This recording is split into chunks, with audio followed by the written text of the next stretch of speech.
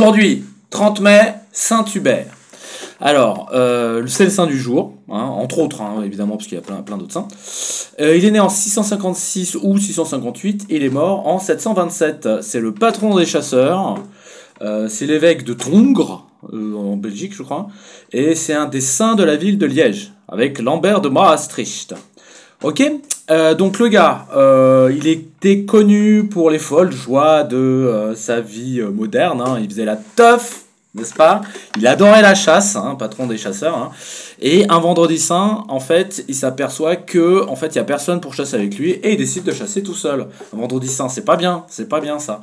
Et du coup, il tombe sur quoi? Il tombe sur un cerf avec une croix catholique au-dessus du front. Et le cerf lui parle et lui dit mais qu'est-ce que tu fais le vendredi saint en fait? Arrête de chasser, fais pénitence, etc. Et évidemment Saint-Hubert est tellement frappé qu'il décide de se convertir, il devient évêque, etc., etc. Donc du coup ça devient un saint homme grâce à ce cerf qui est apparu comme ça, un cerf magnifique avec cette croix. Finalement c'est un signe qui est quand même assez flagrant. Alors aussi à savoir, il avait un couteau de chasseur, mais il remplace le manche quand c'est abîmé, il remplace la lame quand c'est abîmé, il remplace la garde. En fait, il remplace tout, mais pourtant c'est toujours le couteau de Saint-Hubert, et c'est plus le couteau de Saint-Hubert.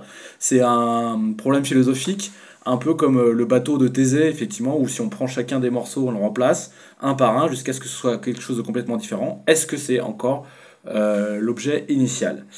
Donc je disais patron des chasseurs, puisque le jour de la Saint-Hubert, les chiens, les chevaux et les oiseaux de proie utilisés dans la chasse, on leur impose la clé de Saint-Hubert, qui est une clé effectivement associée à ce saint. Un dernier élément, peut-être vous connaissez ça, hop. Ah bah disons que je suis le roi du dessin un peu. C'est Jägermeister. Alors c'est là où Saint-Hubert est très malin. En fait, ça m'a frappé. Quand on va dans les bistrots, il y a partout, effectivement, ce symbole de cerf avec une croix. Hein. Jägermeister, donc, qui est un alcool fort, qui a eu un succès énorme et qui se retrouve à peu près dans tous les bars de la Terre. Or, c'est le symbole de Saint-Hubert. Et ça, c'est intéressant. C'est le symbole de Saint-Hubert.